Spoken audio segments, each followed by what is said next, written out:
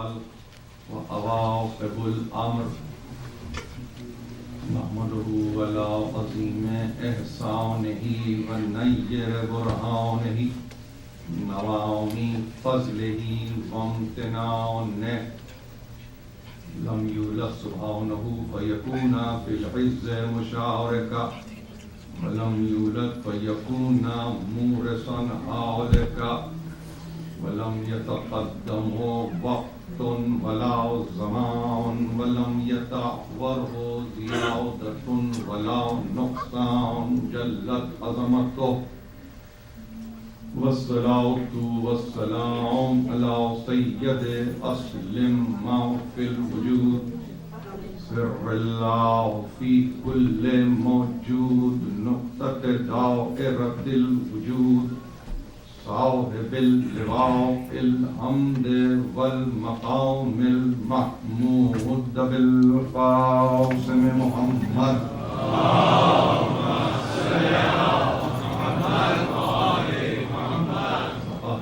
بيته الطيبين الطاهرين المعصومين المظلومين الذين أذهب الله عنهم الرجس وطهرهم تطهيرا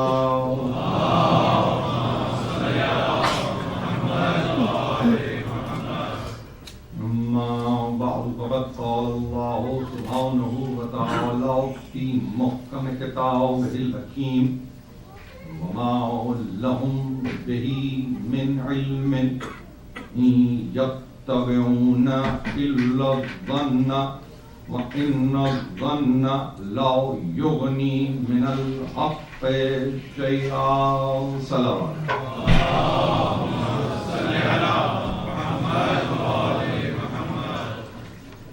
عزیزان محترم، آپ کی مسلسل شفقت اور آپ کے حسن سماعت نے مجھے آج اس منزل پر پہنچایا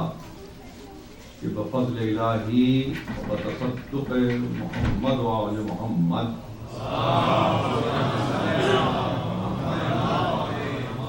ہم اپنے اس خمسہ مجالس کے سلسلے کو تمام کر رہے ہیں۔ ہم نے مبلغ علم کے عنوان پر یہاں گفتگو کرنے کی کوشش کی، اور جو کچھ بھی بیان کیا جا چکا اور آج اس بیان کے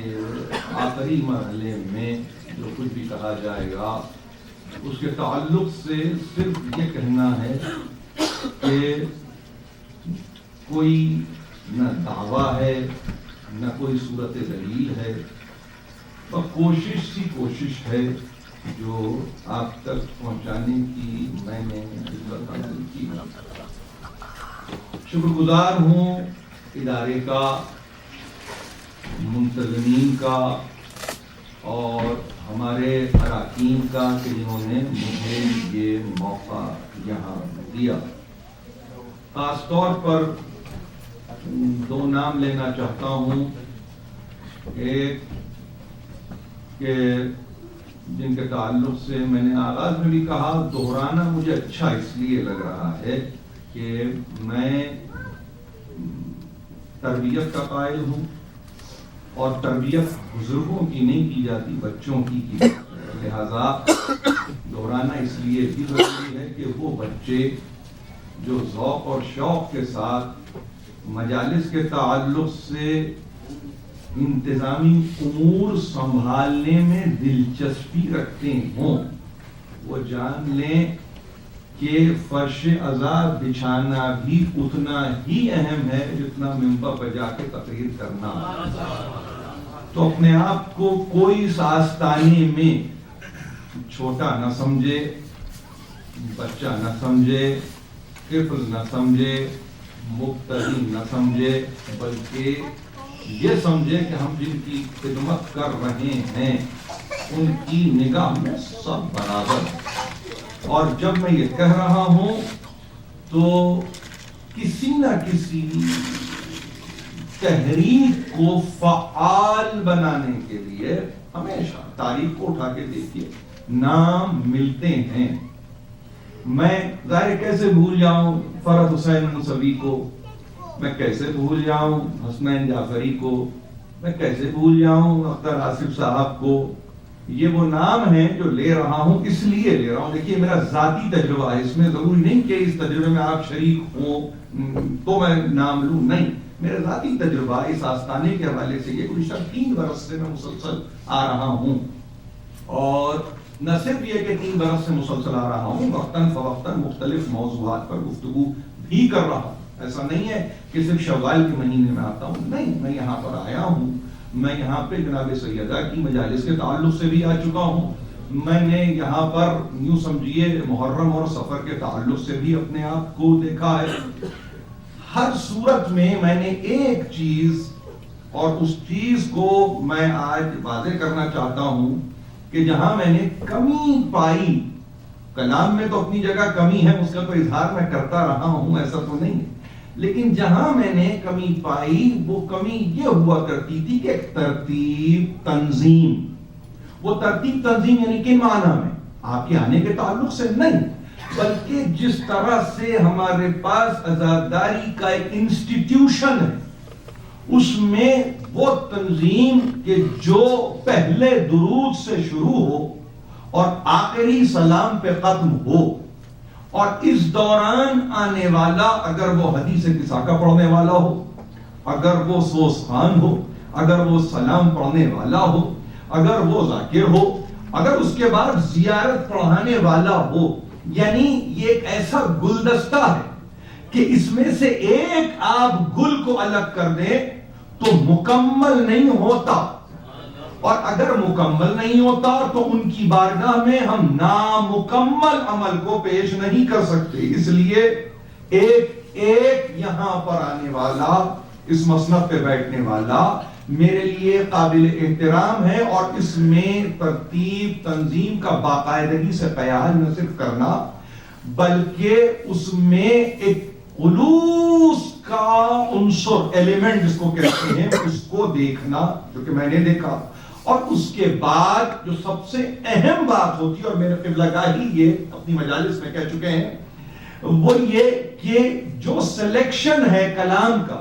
وہ سوس کی صورت میں ہو، وہ سلام کی صورت میں ہو، وہ مرثیے کی صورت میں ہو، وہ انتہائی اہمیت کا حامل ہے ذاکر کے لیے، اس لیے کہ وہ ایک فکر مہیا کرتا ہے بولنے والے کو، خواہ وہ فضائل کی صورت میں ہو یا مصائب کی صورت میں. یہ میرے لیے کچھ ایسا تجربہ رہا کہ جس کا میں نے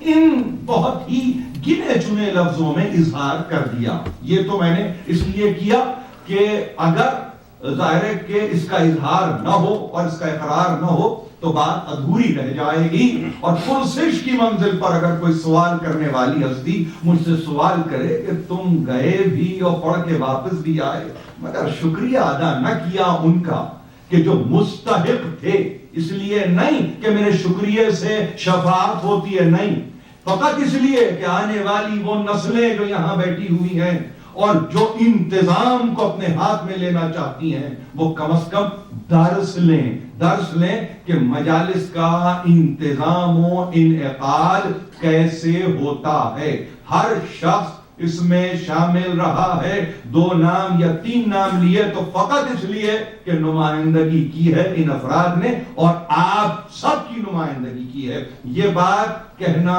از بس ضروری تھا، ہے، اور ظاہر ہے کہ استقبال میں آنے والے وقت میں اگر کہنا ہوگا تو میں پیچھے نہیں ہٹوں گا. دوسری اہم بات یہ کہ ہمارے پاس آج دیکھیے، میں وقت پر بھی نظر ڈالتا ہوں، آپ کی مصروفیات بھی پیش نظر ہے، تاریخ بھی جانتا ہوں، مگر اس کے ساتھ ساتھ میرے لیے ایک سرمایہ افتخار یہ لمحہ ہے کہ ہمارے درمیان مولانا مشتاق حسین شاہدی تشریف فرما ہیں. اور ظاہر ہے کہ آپ سے بڑھ کر کون ہے جو ان کی دینی خدمات سے اور یوں سمجھیے کہ ان کی علمی خدمات سے واقف نہ ہو. آپ جانتے ہیں، بہت اچھی طرح جانتے ہیں، مگر ایک بات آپ سے عرض کروں، اس لیے نہیں کہ یہ بیٹھے ہیں، میں نے اپنی نجی نشستوں میں تذکرہ کیا ہے، ان کا نام لیا ہے باقاعدگی سے، اور میں نے یہاں تک کہا ہے، غائبانہ میں نے یہ بات کہی ہے جس کو آج آپ کی خدمت میں پیش کر رہا ہوں، کہ اگر یہ یہاں جی ٹی اے میں ٹورانٹو میں موجود ہیں اور اگر یہ حسینیہ کے پاس اس طرح سے ہیں کہ یہ متعلق ہے کسی بھی صورت میں، تو لازم ہے کمیونٹی پر کہ استفادہ کیا جائے، ان سے استفادہ کیا جائے، اس لیے کہ یہ آج کا نام نہیں ہے بلکہ 40 برس پر محیط